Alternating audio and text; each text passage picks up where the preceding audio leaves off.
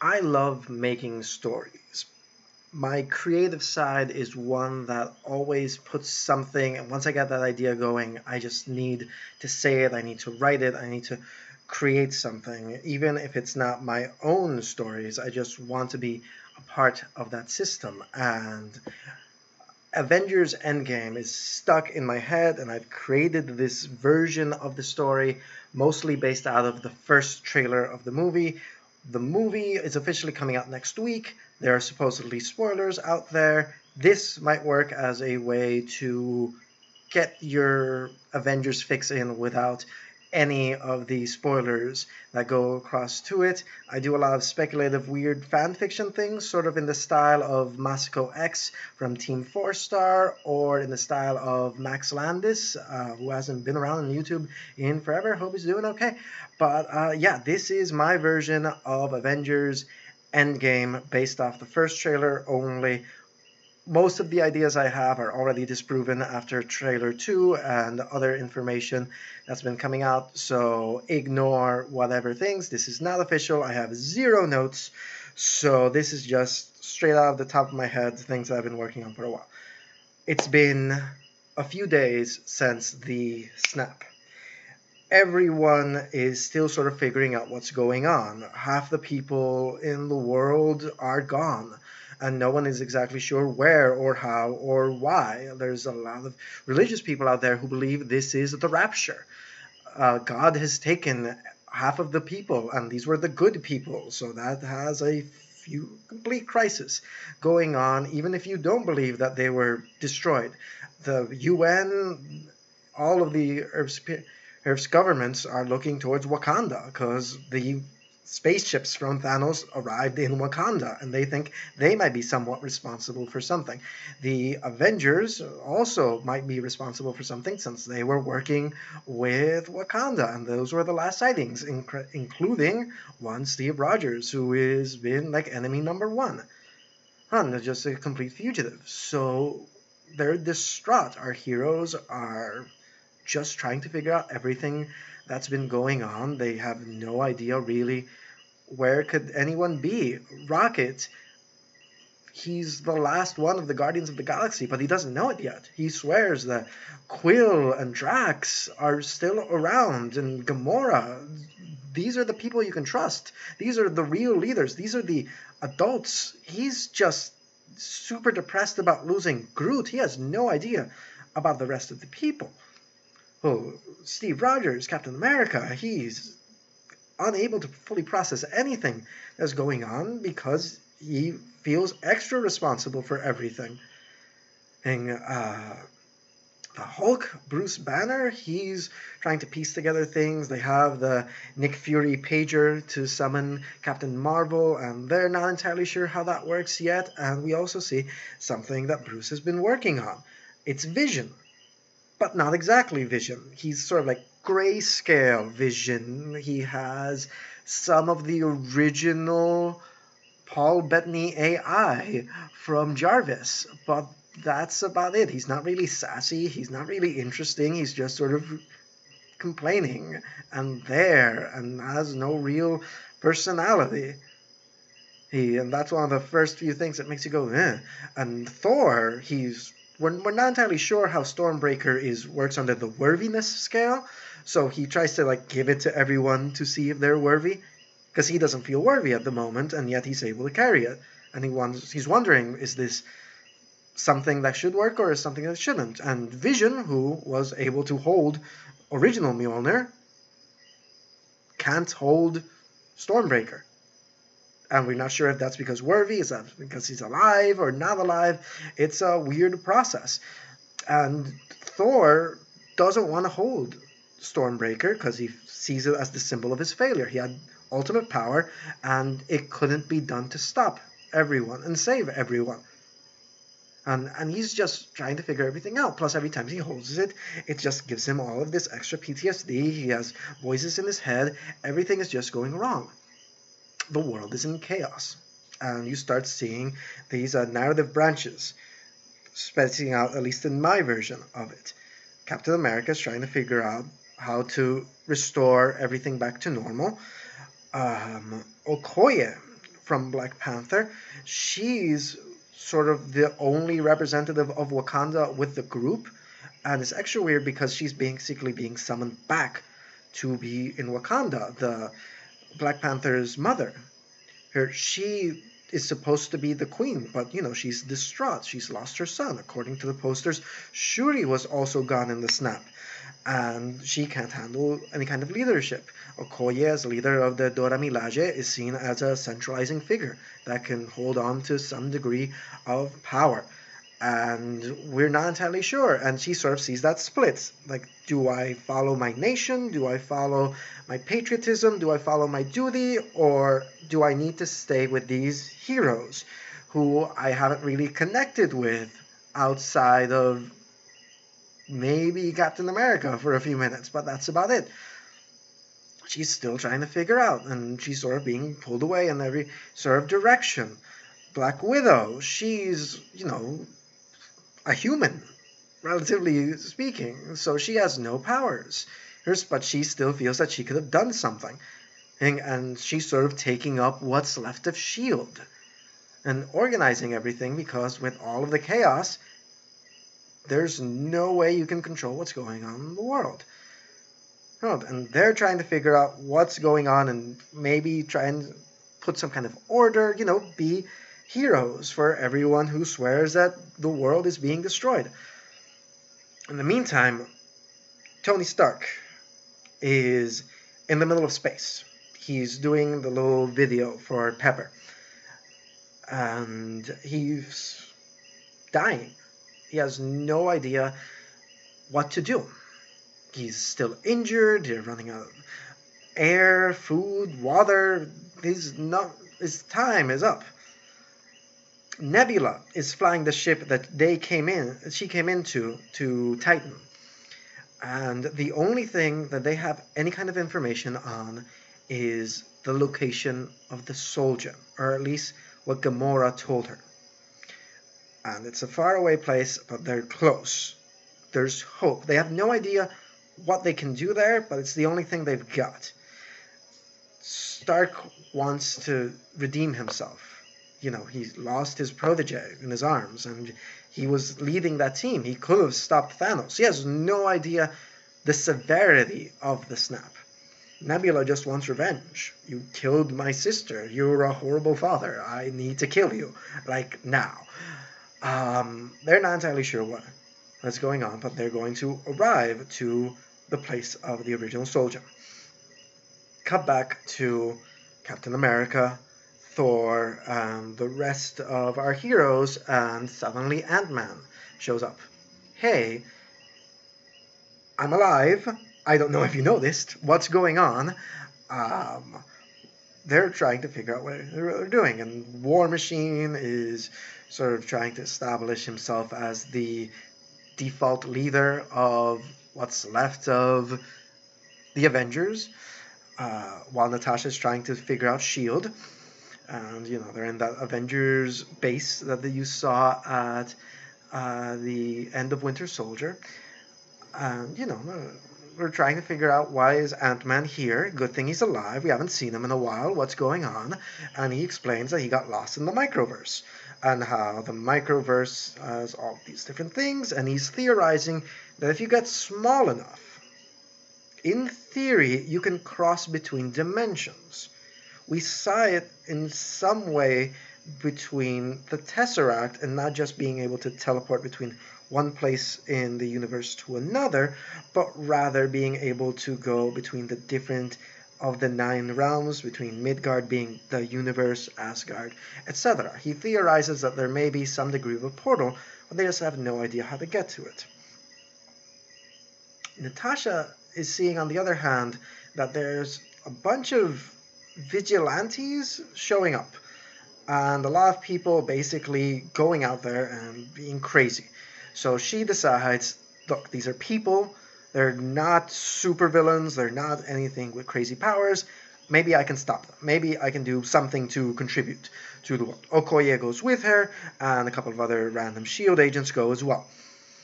Bruce Banner is still trying to figure out exactly what's going on, but he has some weird ideas that may or may not work. Eric, we'll get to that soon enough. Um, Thor is still just like looking at the axe, and he swears it's talking to him. And he doesn't know all of the instructions behind all the powers that may lie in it, and he thinks that there may be something of the Odin force, his father's soul, may be able to communicate with him. Natasha ends up going to Japan and trying to stop this mass murderer that is going about, but he's only focusing on Yakuza dudes. When they get there, it's Clint. It's Hawkeye. He has the mohawk, and he's weird, and he doesn't have a bow, and this isn't the Clint we know. Natasha doesn't know him either. And he's like, we need to stop him. Okoye is like, yeah, I'll stab him right now. And Natasha's like, no, he's my friend. He's good. We need to save him from himself. So, crazy fight scene. They're able to subdue him, tie him up, bring him back to the base. Rocket still is trying to figure out some certain coordinates because he has more experience with space. You see him interacting with Bruce in a weird way. And that's when Captain Marvel shows up. And Captain Marvel explains some of the more intricate things with the universe, particularly how the snap affected everyone. And the snap started on Earth. So they're figuring out that the entire universe thinks Earth is responsible for half of every organic being disappearing instantly. Yeah, this is the real apocalypse coming onto them. So you have Skrull, you have Kree, you have every kind of alien you can imagine coming to Earth. And she's basically there to warn them that this is going to happen. And you've got Rocket trying to figure out some kind of plan. And he's mad at all the satellites on Earth not being actually good at being a satellite, right? Because satellites have lasers and death beams and missiles. Why do you not have that? Thor is like looking at the axe, and he suddenly realizes that it's communicating with him. The axe is part of Groot, but Groot was snapped. Not all of him though. In my version, they're not dead. They're in the soul gem, or rather the soul realm.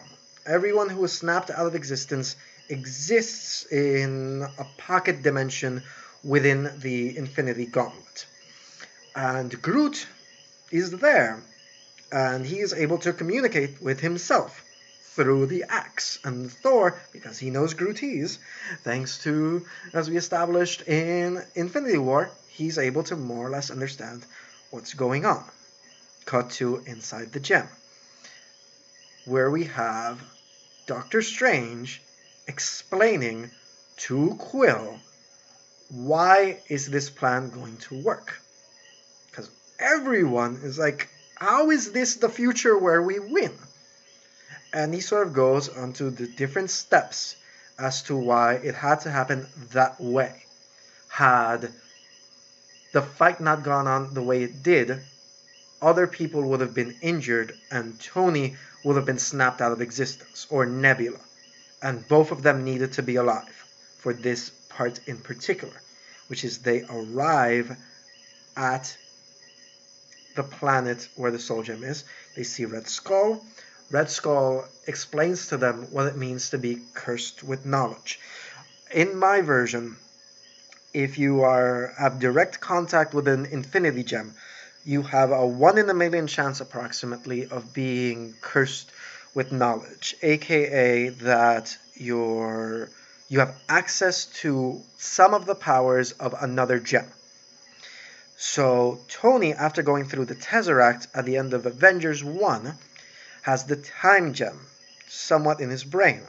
And his PTSD and his anxiety isn't him seeing the worst in the world, he's seeing a possible future.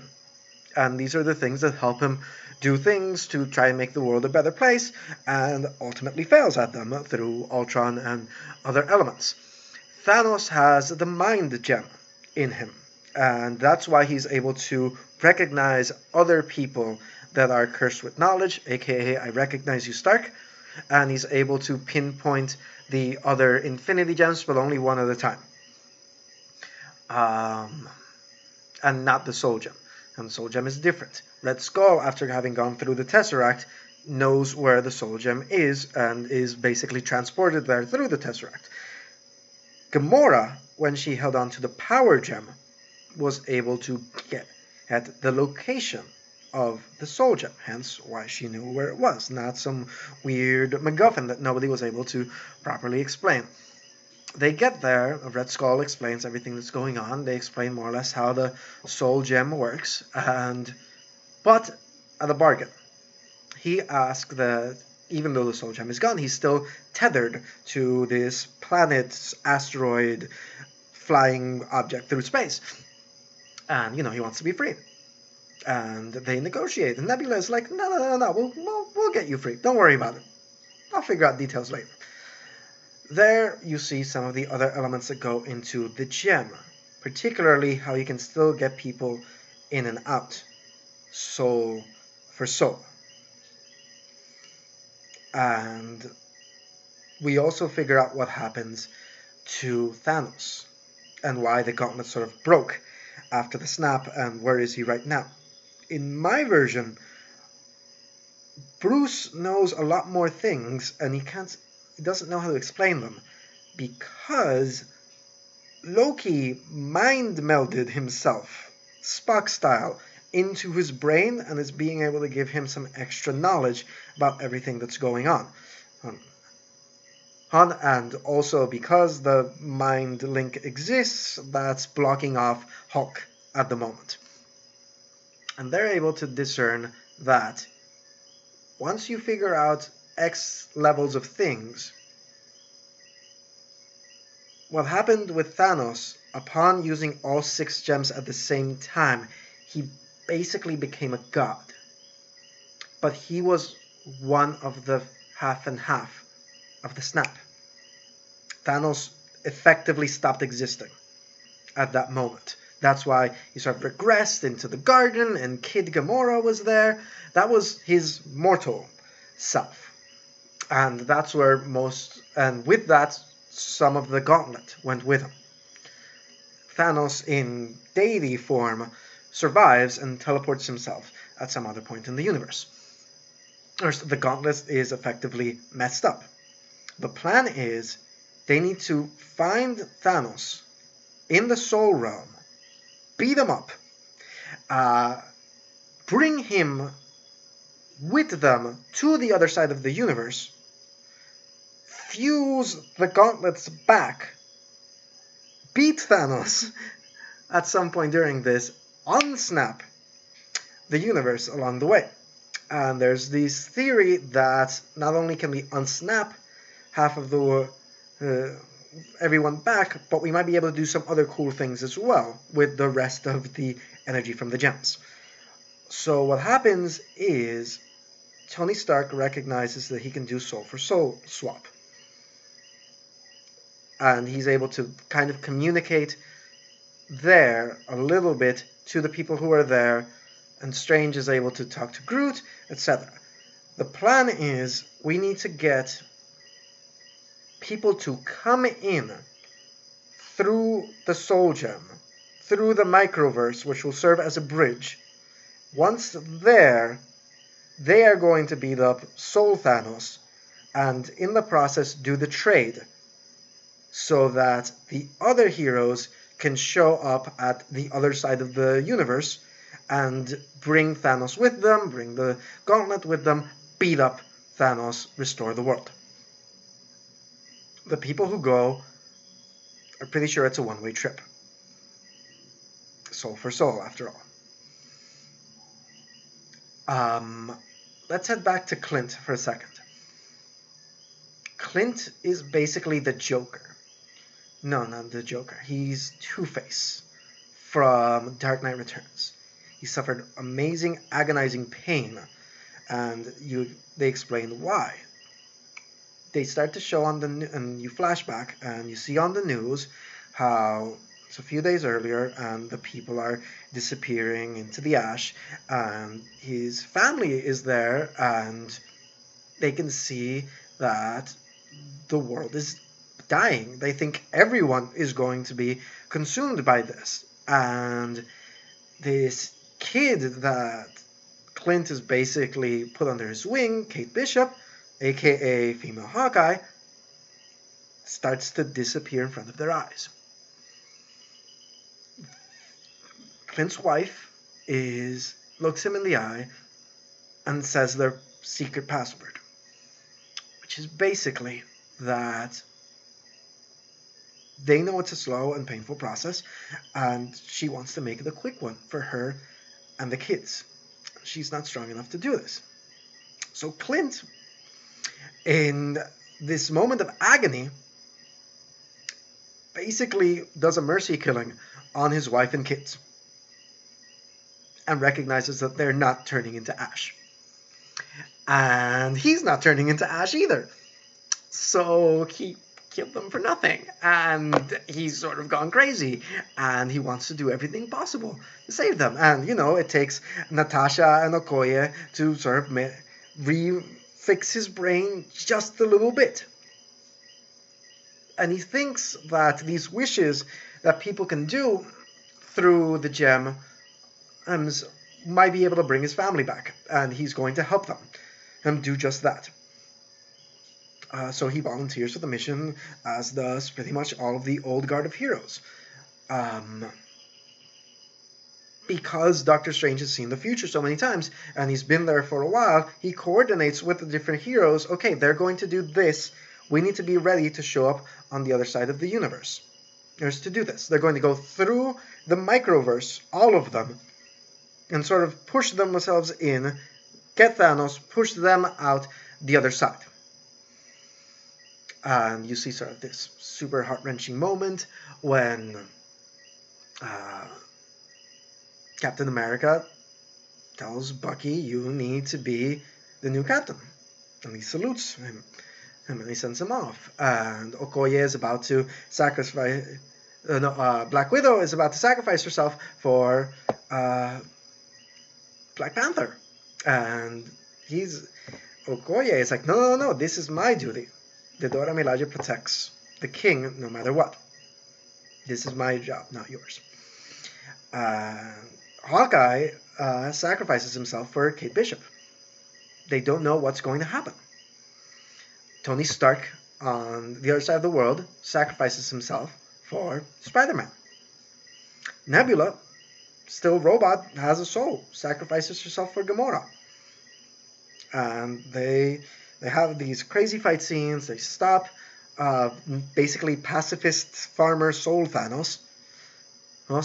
Get the things. While all of this is happening, by the way, all of the aliens are invading Earth. So Rocket, Captain Marvel, and Valkyrie, who shows up to help, thank you, they have these amazing moments where they're basically defending everything, because the moment, like the thing that makes everyone small and able to go into the microverse, hers goes off and stops. They're not doing it, and they still have half of a planet to save.